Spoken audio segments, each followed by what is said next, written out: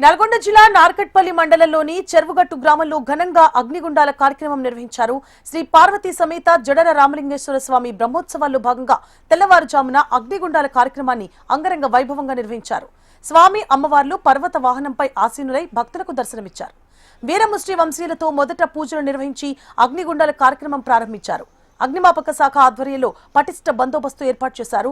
భక్తులు హరిహర సంభో నామస్మరణలతో నిప్పులపై నడిచి తమ భక్తిని చాటుకున్నారు. భక్తులతో పాటు పోలీస్ అధికారులు సైతం నిప్పులపై నుంచి నడిచి భక్తిని చాటుకున్నారు. మూఢనమ్మకాలపై అవగాహన కల్పించాల్సిన పోలీసులు నిప్పులపై నడవడం చర్చనీయాంశంగా మారింది.